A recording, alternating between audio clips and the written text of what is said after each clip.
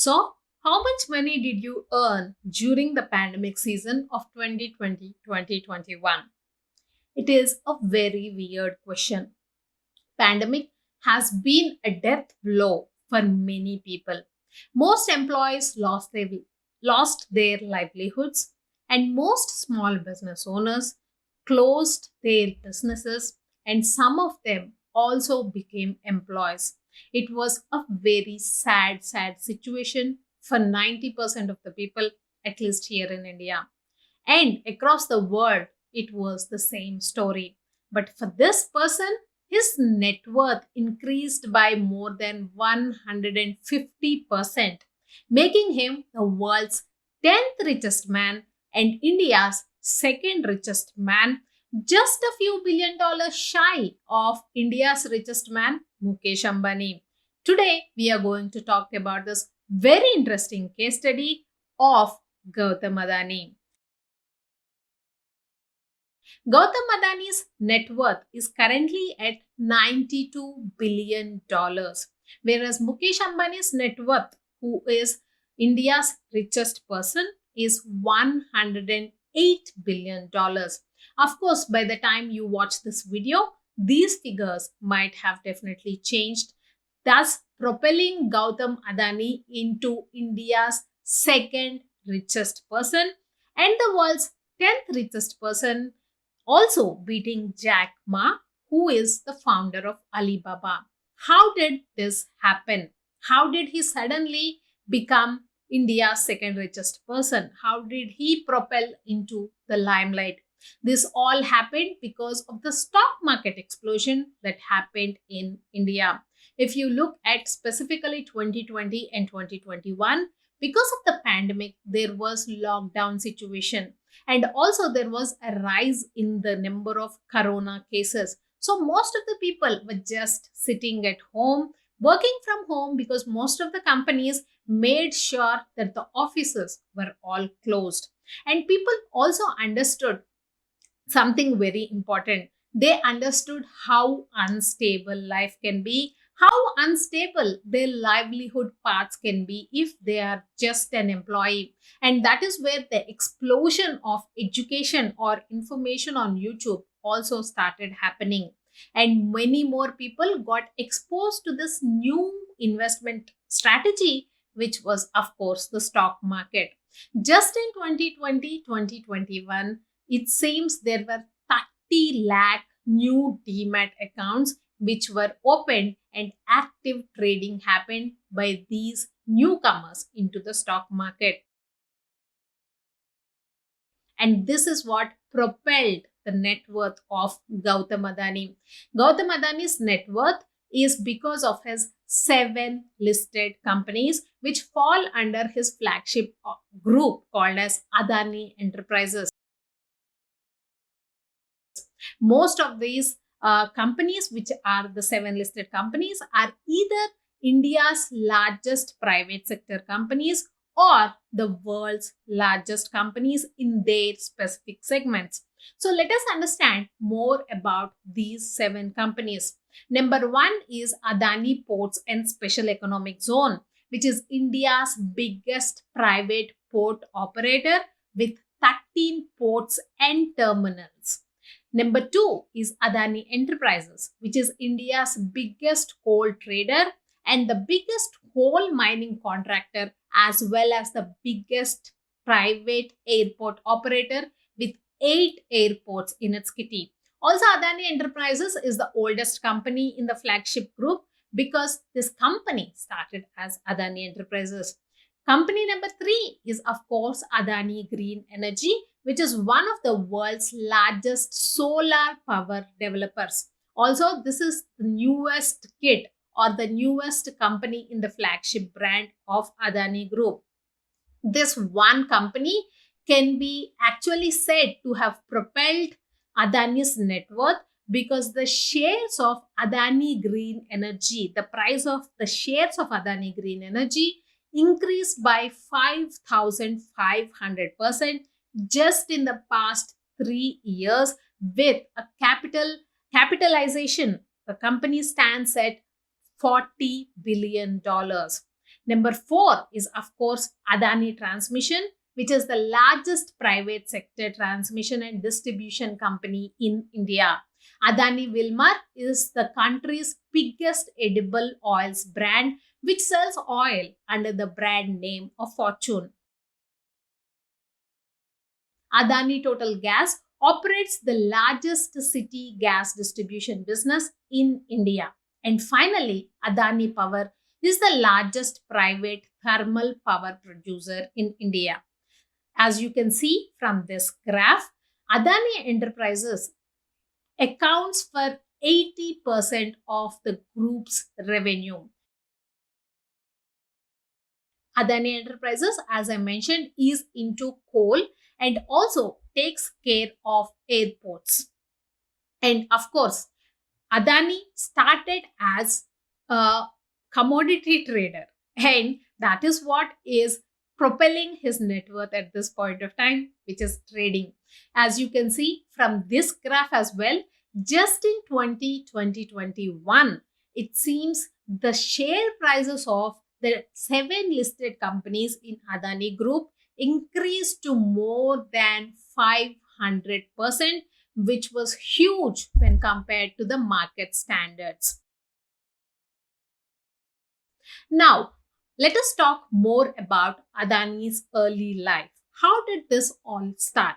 Gautam Adani was born in Ahmedabad, and early on he knew what he wanted in life. He wanted to become an entrepreneur, so he dropped out of school and went to Mumbai at the age of 18 and joined as a diamond sorter. Within a few years, he started his own diamond brokerage business. And by the age he was 20, he was already a millionaire. But when his elder brother called him back to Gujarat because he was setting up a plastics manufacturing business, Gautam Adani went back to Gujarat to help and work with his elder brother. In 1988, he established Adani Exports Limited and he started importing PVC, which is the core component to manufacture plastics. He also went to South Korea and signed a deal for exporting PVC. But of course, like any businessman, Adani says there were two turning points in his life that completely changed his life. Number one was, of course, 1985, when the government of India relaxed import norms under open general license for actual users. If you know the story of Reliance Industries, this was also the same turning point for Dhirubhai Ambani, who was the founder of Reliance Industries. Number two is, of course, the turning point which came in 1995 when Adani Group decided to get into the ports sector as part of the group's overall strategy to get into asset building. In 1995, the Gujarat government CM, back then Mr. Modi, started inviting private operators to build and manage ports in Gujarat. And that is where Adani entered into the segment and has never looked back. Of course, there are lot of gossip, or you can say lot of discussion around the growth of Adani is because of his closeness to the Prime Minister Modi, who was back then the Chief Minister of Gujarat. In 2002, Modi was getting a lot of traction in the political circles as an upcoming active politician. But because of the Godhra incident, which happened in 2002, there were a lot of people. It seems that an estimate of around 2,000 people died in the Godhra incident. So Mr. Modi started getting a lot of opposition from opposition parties as well as businessmen in Gujarat who said he did not take relevant action during the Godhra incident. But that is when Adani was introduced to Modi. And that is when he started supporting him by creating a consortium of businessmen in Gujarat and also kicking off a biannual global investment summit in Gujarat in 2003, which still happens today, wherein not just people in India, but Gujaratis all over the world who have settled in different businesses started investing in Gujarat. And that is what propelled the political career of Prime Minister Modi ji. And it seems he has also allowed for some regulations to be unseen because he wanted to make sure that Gautam Adani was also allowed to get into the port sector. Of course, if you are a first generation entrepreneur, you are creating a conglomerate of businesses just in 3 decades and finally to become the world's 10th richest man. This cannot happen without the support of the local political government. And that is what happened with Gautam Adani as well. Prime Minister Modi said in a parliament speech last month that the role of the private enterprises in the economy of India to make it strong is as important as the public sector. An amazing case study. If you specifically look at India's richest man, who is Mukesh Ambani, his net worth is around $108 billion.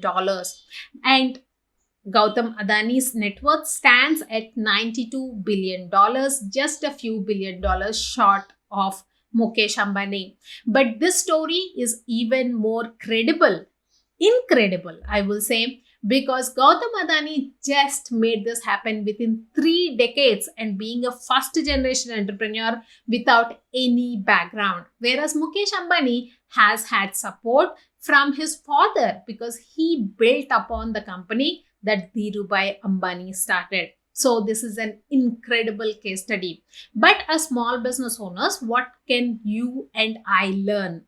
I think there are 3 lessons that we can learn from this incredible case study. Number 1 is to decide what you want and head on plunge into it.